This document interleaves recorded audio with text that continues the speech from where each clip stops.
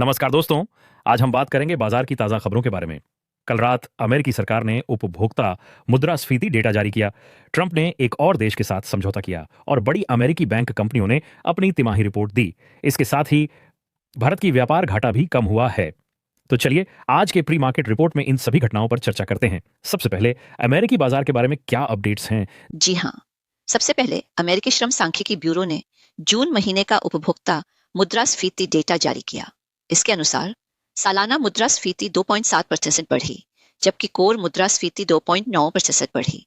ये आंकड़े विश्लेषकों की उम्मीदों से थोड़े अलग थे। यह आंकड़ा मिश्रित प्रभाव दिखाता है, न तो सकारात्मक और न ही नकारात्मक। बाजार ने इसे मिला-जुला रिस्पांस दिया और 10 साल की बॉन्ड यील्ड 4.5% के ऊपर गई। और इसने बाजार पर क्या असर डाला? कुछ खास खबरें हैं, जैसे कि अमेरिकी बैंकों के तिमाही परिणाम। बिल्कुल।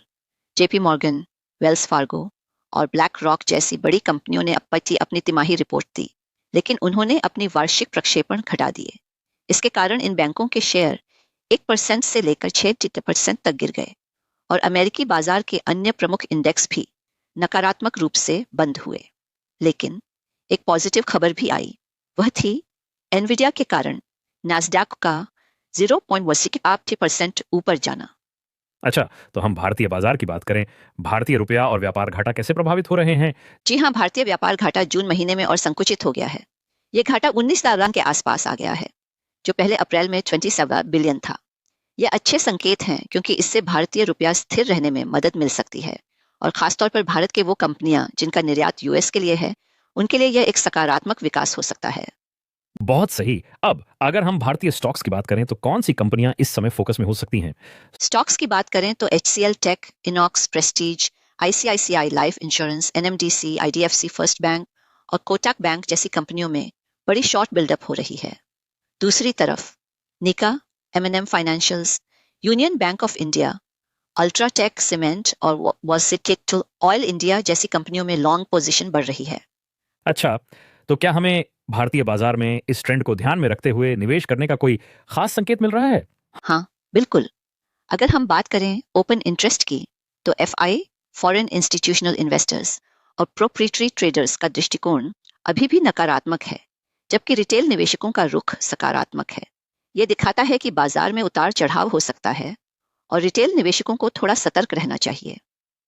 बिल्कुल। और भारतीय बाजार में जो आजकल के बड़े इवेंट्स हो रहे हैं, उनका असर देखा जा सकता है। जैसे कुछ कंपनियों की तिमाही रिपोर्ट भी आने वाली हैं। क्या इससे बाजार की दिशा तय हो सकती है? हाँ, बिल्कुल। इन तिमाही रिपोर्ट से हमें कुछ खास संकेत मिल सकते हैं कि बाजार किस दिशा में जा रहा है। Tech Mahindra, ITC hotels, angel one, DB corp, L&T tech और रिलायंस इंडस्ट्रीज जैसी कंपनियां अपनी रिपोर्ट्स जारी करेंगी।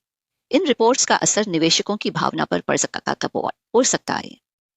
तो इससे हमें ये समझ में आता है कि बाजार की दिशा अभी थोड़ी अनिश्चित है और हमें आंकड़ों के साथ-साथ रिपोर्ट्स पर भी ध्यान देना होगा। हाँ, बिल्कुल। इसके साथ ही अगर हम तकनीकी नजर से देखें तो निफ्टी को 25,000 का समर्थन मिल सकता है और ऊपर की तरफ टची 300 से 2550 तक एक प्रतिरोध देखने को मिल सकता है। वहीं बैंक निफ्टी के लिए 56,800 से 57,000 के बीच समर्थन देखा जा सकता है। सही कहा आपने। तो ये कुछ महत्वपूर्ण आंकड़े और संकेत थे जो हमें बाजार की संभावनाओं के बारे में बताते हैं। उम्मीद है कि हमारी चर्चा से आपको फायदेमंद जानकारी मिली होगी। बिल्कुल। और अगले दिन के लिए हमें और भी कई डेटा पॉइंट्स पर नजर रखनी होगी। धन्यवाद। और हमें उम्मीद है कि आप सब इस चर्चा को शेयर करेंगे।